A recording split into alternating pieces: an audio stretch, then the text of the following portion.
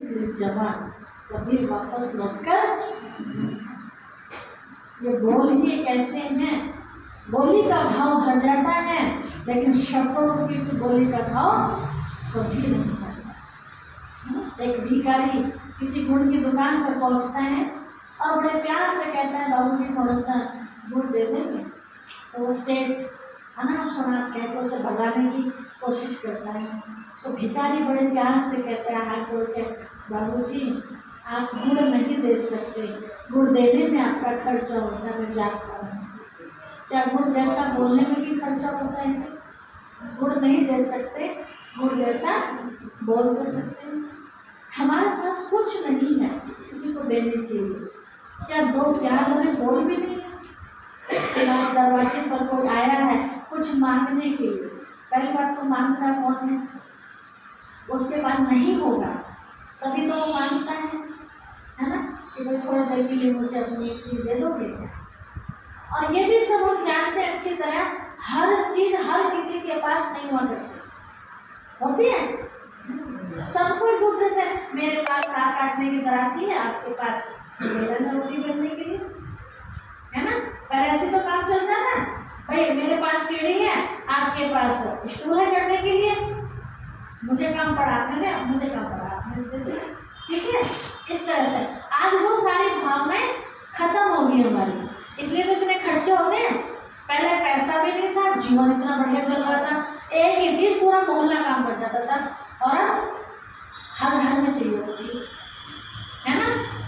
तो पैसा खर्च होगा नहीं होगा, एक ही ट्रैक्टर पूरे गांव का कर देता था काम, और आज भाई भाई का ट्रैक्टर में काम नहीं आता।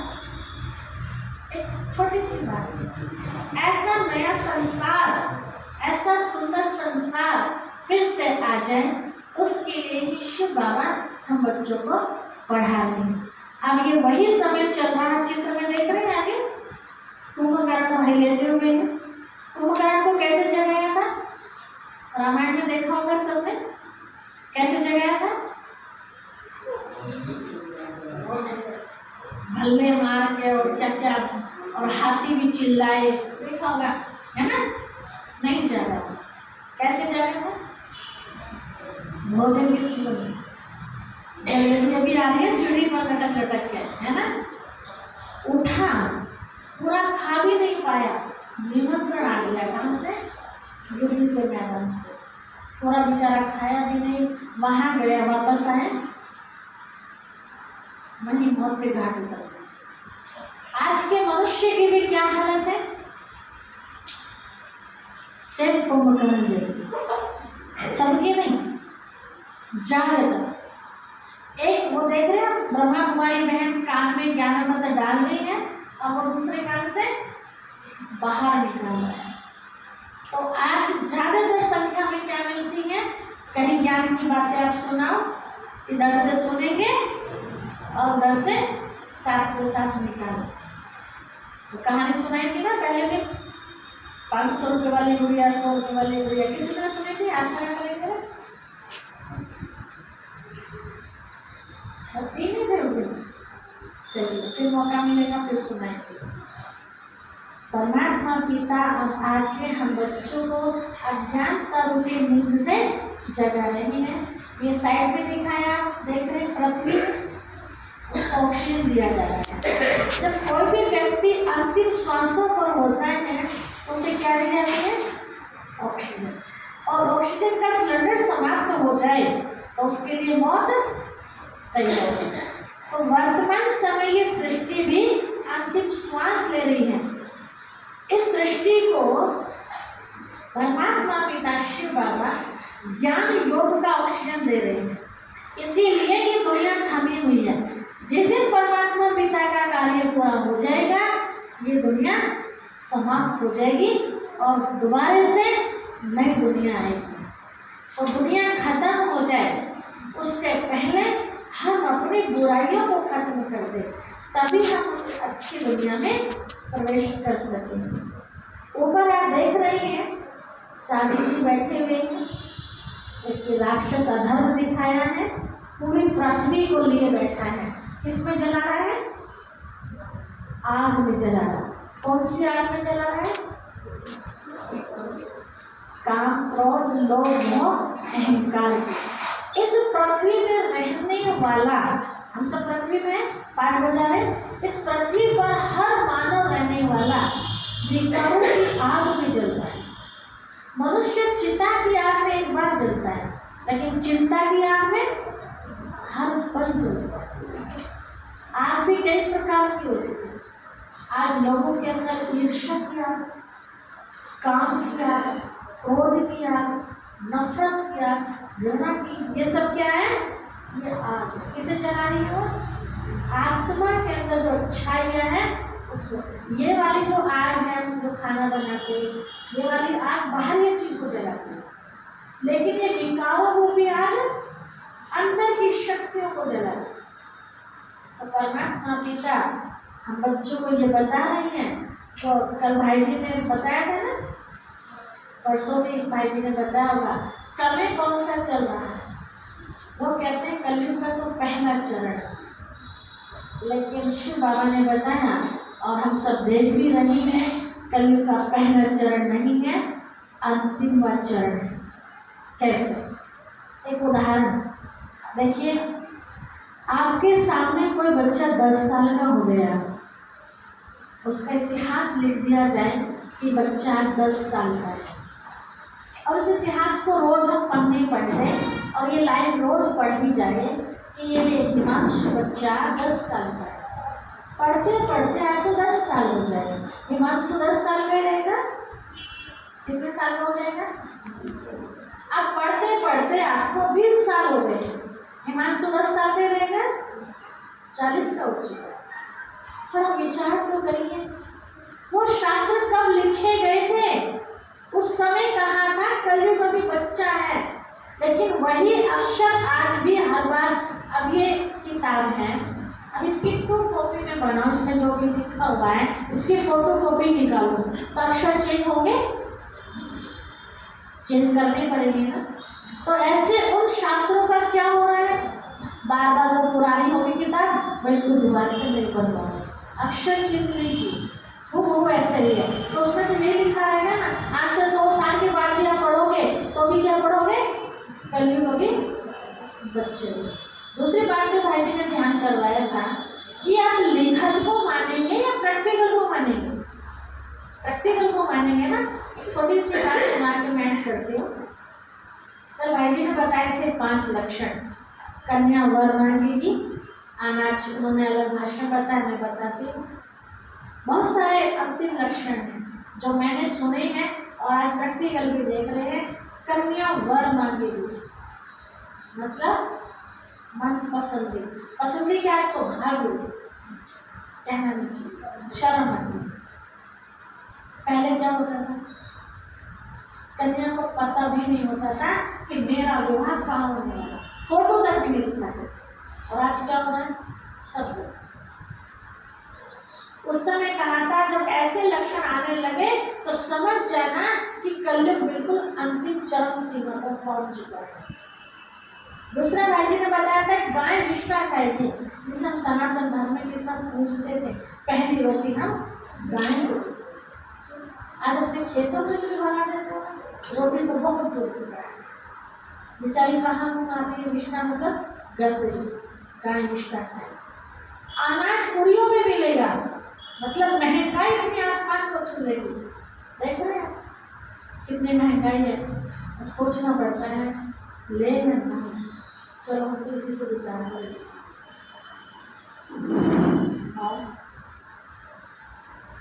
एक समय ऐसा था, एक कुआं 4 कुओं को भर देता था, और आज 4 कुएं एक कुएं को नहीं भर पाता। अकेले माता पिता 4 बच्चों को पाल लेते थे, और आज 4 बच्चों से अकेले माँ बाप नहीं पाते। तो प्रैक्टिकल देख रहे हैं, ऐसे बहुत सारे शास्त्रों के अनुसार अगर हम जाए गीता में बताते हैं ऐसा कि गीता का ज्ञान देकर श्री कृष्ण जी वापस द्वारिका जा रहे थे। ध्यान से सुनना सभी, ये सब बातें बताते हैं बढ़ जाते। कौन बताते हैं? हाथ खड़ा कर जाए, कोई नहीं बताता। अच्छा आप बताते हैं, आप में से कोई नहीं घर में चर्चा करते हैं, क्या करो ये सारी बातें सुनाए करो। उन्हें पता चलेगा क्या लेने जा रहे हैं। ठीक है, तो द्वारिका जब जा रहे थे तो पांडवों ने श्री कृष्ण से पूछा कि भगवान आपने हमें द्वापर का तो बता दिया, ऐसा बताते हैं कि द्वापर में भगवान ने ज्ञान दिया और कौरव पांडव मर के खत्म और फिर आगे राजा परीक्षित की वो सरकार थी। द्वापर का अंत कैसे और दिखा दिया ऐसे होगा, कलयुग का अंत कैसे होगा, क्या लक्षण होंगे वो भी तो बताते जाइए। अब इतने बाद वाली कहानी कैसे बताएं, तो एक उनको काम दिया पांडवों को। भगवान ने कहा कि आप 5 भाई हो, आप 5 तरफ निकल जाओ। दिशाएं तो 4 होती ना, कोई ऐसे कोई ऐसे ऐसे 5 तरफ निकल जाओ, चलते जाना, वहां से वापस आना जहाँ पे कोई तुम्हें आश्चर्य वाली बात नजर आए, कोई सीन ऐसा आए जो आपको एकदम गिर जाए ऐसा लगे।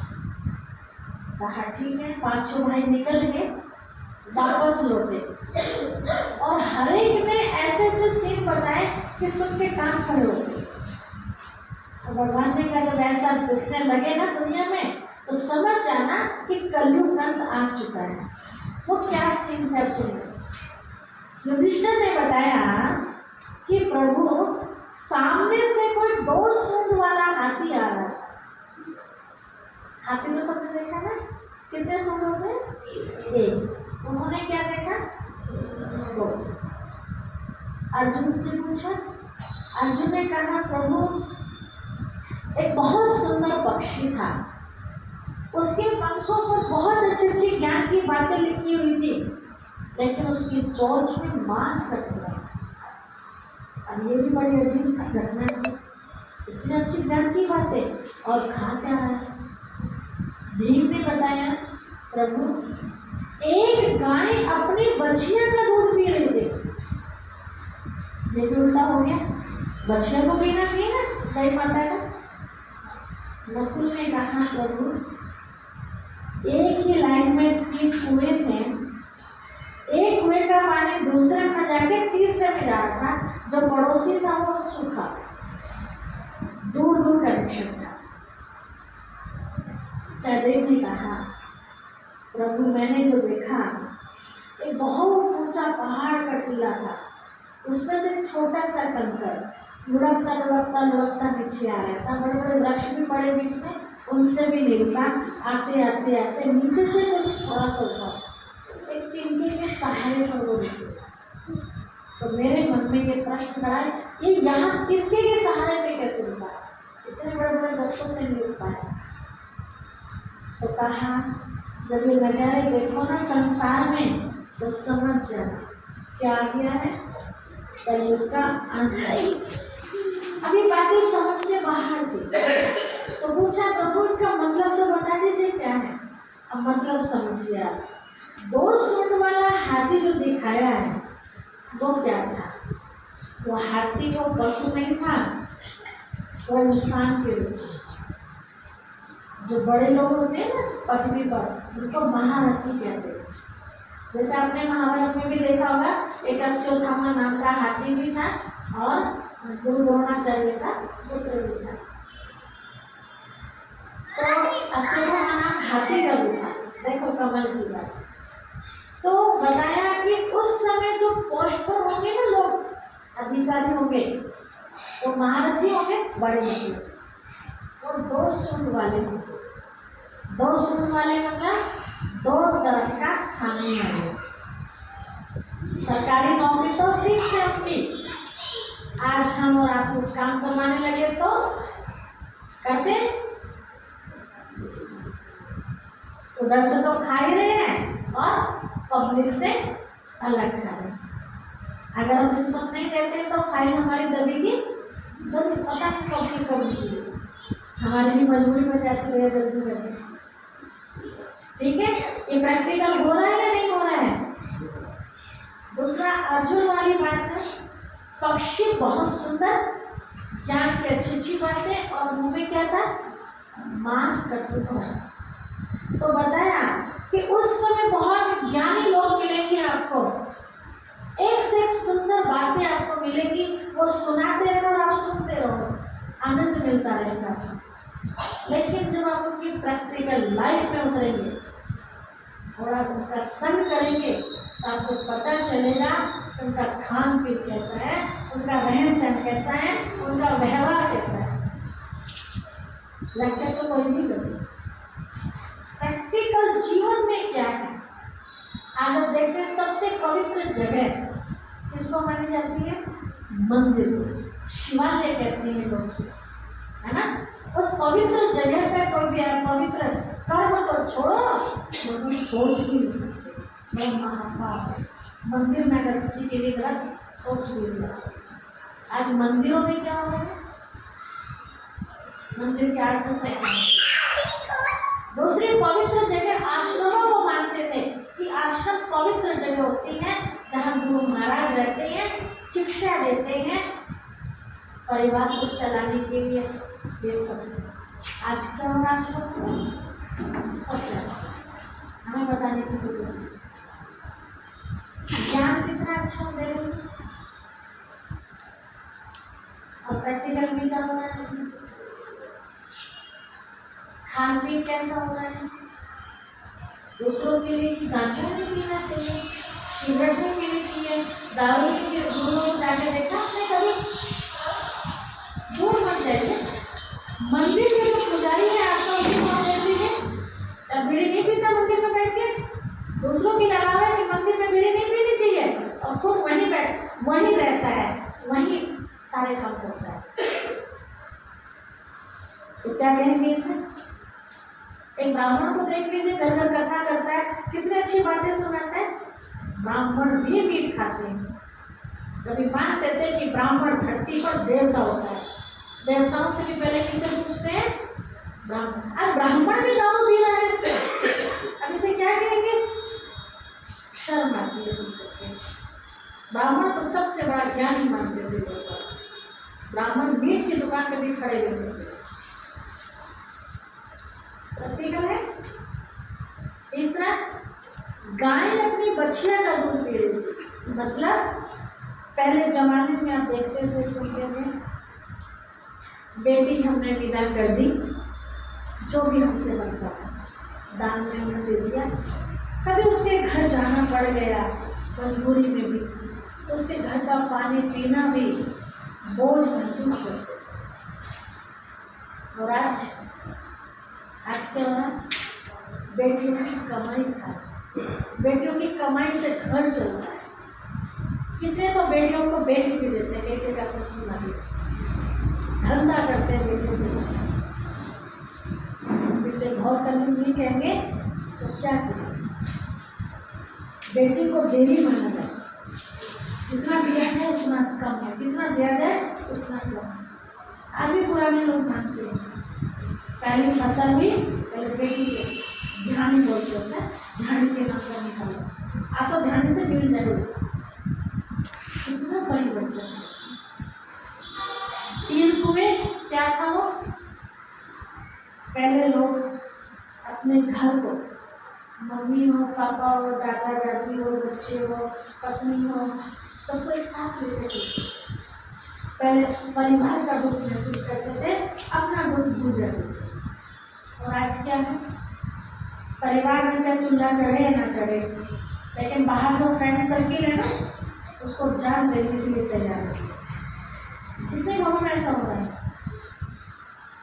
घर से कोई मतलब नहीं है कि हमारे घर में बेटी जवान हो रही, उसके लिए भी कुछ करना है, बेटे को पढ़ाना भी है, कोई मतलब नहीं।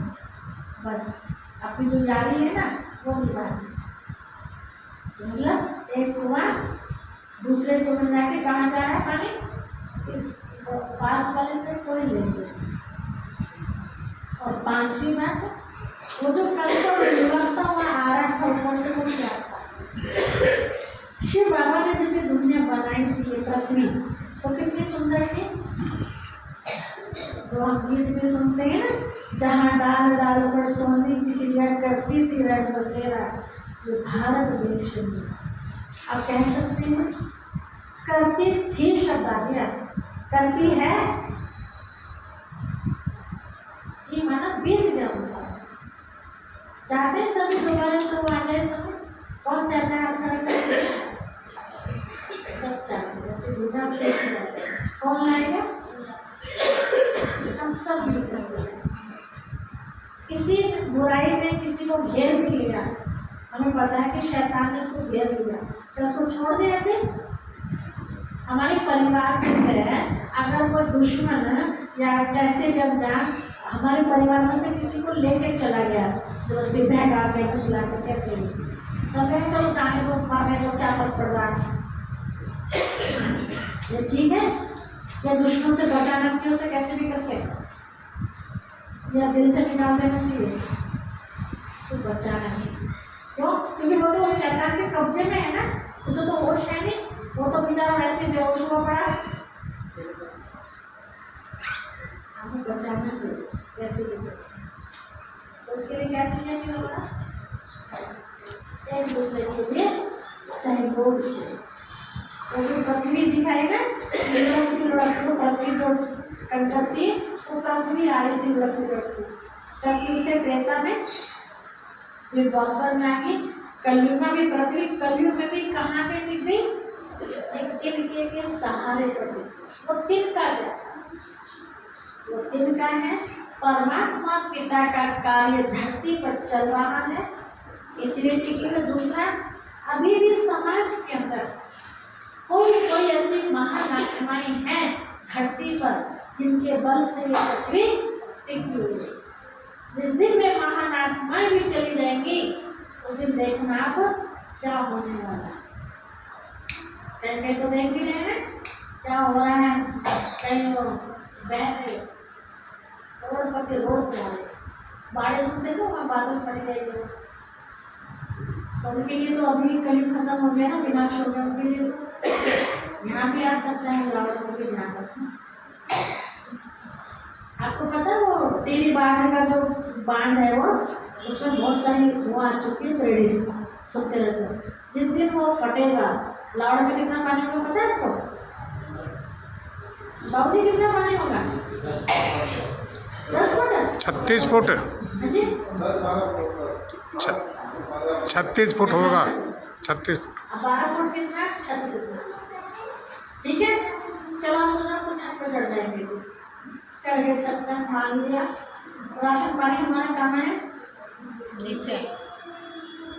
तो मरे तो और ना मरे तो वैसे बन जाएंगे भूखे प्यासे, तो खाने को तो बचेगा ही नहीं। सारा बाढ़ में आपकी गेहूं की टंकी ये वो सब बाढ़ में खत्म होगी, तो बचने का भी क्या लाभ? सोचो, ऐसा समय ना आए हमारे लिए, उसके लिए हम पहले से ही अपने आप को तैयार करें। तैयार मतलब अपने आप आत्मा को प्योर बना ले, शिव बाबा तैयार है। ऐसे बच्चों को भगवान अपने साथ लेके चला जाए, कष्ट नहीं होगा, शरीर तो छोड़ने के सब यह होल हिल रहा है ना, और हम सब एक साथ निकल के भाग रहे हैं। कोई तो भागने भी गिर जाएगा और उसके ऊपर सारे कपड़े, ठीक है, कोई आराम से निकल जाएगा। तो कहने का मतलब ये है कि शरीर तो सबको छोड़ना, कोई कष्ट से कोई आराम से। तो कैसा शरीर होना चाहिए? आराम से। और ये भक्ति में भी वायदा है भगवान का कि अंत मते सुगते, अंत में जिसकी याद होगी उसी की गति होगी, बाकी की दुर्गति। तो किसकी याद होनी चाहिए? और याद कैसे होगी? बस जब याद कर लेंगे ना तो ऐसा हो जाएगा। उतना अभ्यास चाहिए उसके लिए, तो अभी से अभ्यास करेंगे, हर चीज में याद किया जाए। हर चीज, पानी पी रहे हैं तो किसे याद करो? धन्यवाद, धन्यवाद शिव बाबा, आपने में पानी। कितनी जगह ऐसी जहाँ पानी भी नहीं मिलता है, और हमारे तो चाय, दूध पी रहे, चाय पी रहे हैं, कोई भी चीज ले रहे, उसको पंखे की हवा भी ले रहे हैं, तो धन्यवाद। हर बात में उनको साथ है, तो कभी भी अंत आ जाएगा पता नहीं ना। तो जब हमें अंत का नहीं पता, तो हमेशा कैसा रहना चाहिए? रेडी, उनकी याद में रहना चाहिए। उनकी याद में होंगे तो हाथ पकड़ के ले जाएंगे, और जो उनके साथ नहीं जाएगा वो कैसे जाएंगे? वो कैसे जाएंगे? उन्हें कौन लेके जाएगा फिर? उन्हें यमदूत लेके जाएंगे। कैसे लेके जाते हैं उनको पता होगा, देखा होगा ना कुछ एक का ये बिस्तर पे पड़े हुए हैं और आसपास बैठे रहते थे, ये खड़े हुए मार रहे हैं, ये भल्ला मार रहा है, कुछ नहीं दिखता, लेकिन वो पड़ा हुआ चिल्लाता रहता है, तो उसे दिखता है। तो यमदूत ना लेके जाए, प्यार से मतलब घर जाना पड़ा पक्का। तो सोचे कि नहीं अब हमारी उम्र कहाँ है, इसी शरीर की तो उम्र नहीं है, पिछले जन्म तो कई ले चुके हैं, हमारा पार्ट अब सबका लास्ट की ओर जाना है, इसीलिए हम सब अपने आप को तैयार करें। तैयारी से मतलब ये नहीं है कि घर का काम काज छोड़ दें, समाज के प्रति जो जिम्मेवारियाँ हैं उसको भूल जाए, नहीं, सब काम करते हुए उस पिता परमात्मा की याद करें, तो आपको हर पल को मदद भी करेगी। तो कलयुग की शुरुआत नहीं है, कलयुग बच्चा नहीं है, बल्कि थोड़ा सा बच्चा हुआ है। थोड़े से समय में बचे हुए में जो आप पाना चाहते हैं परमात्मा पिता से वो पा सकते हैं, यही वो समय, ठीक है। जितना हम दुआ ले सके, अब दुआ किसकी मिलती है, बस ये लास्ट पॉइंट करके समाप्त करते हैं। देखिए किन लोगों की दुआ मिलती है। जैसे कल भैया ने उदाहरण दिया था कि आप अपने मोहल्ले की कन्याओं को जिमाते है ना, किसे जिमाना चाहिए? जिन्हें मिलता ही नहीं। तो रोटी तो सबको मिलती है, लेकिन पूरी कचौरी नहीं मिलती है ना। हम तो कभी भी बना लेते हैं अपने घर में, जिनके घर में बनती नहीं है, बेचारे तरसते हैं, तो उनको खिलाना चाहिए। तो दुआ तो उनकी मिलेगी ना, और जिनको रोजी मिलती है तो महत्व है। मैं रोज घी से रोटी खाती हूँ, मेरे घी का महत्व है। मैं रोज फल खाती हूँ, फल का महत्व है। किसे महत्व होगा जिसे मिलता ही नहीं है, तो दुआ उसके अंदर से निकलेगी, ठीक है। किन किन लोगों की कभी बददुआ नहीं लेनी चाहिए। दुआ लेनी ना लेनी आपका अपना काम है, लेकिन बददुआ किन की लगती है ध्यान से सुनो। एक तो जो नेत्रहीन होते हैं, बेचारे आंखों से देख नहीं पाते हैं, उनकी सबसे बड़ी बददुआ है। हम उन्हें कैसे भी खाने को दे देते हैं ताजा वासी, बेचारे देखते तो हैं, वो नहीं देखता, लेकिन उनका जो बैठा है वो तो देखता है, ठीक है। दूसरा, जो मंद बुद्धि के लोग होते हैं, कभी उनका अपमान नहीं करना चाहिए, क्योंकि जो कम दिमाग के होते हैं उनका सोच भी कम ही चलता है, और जिसकी सोच कम चलती है उसके अंदर पावर होती है। ध्यान रखना, हमारी पावर खत्म क्यों होती है अंदर की?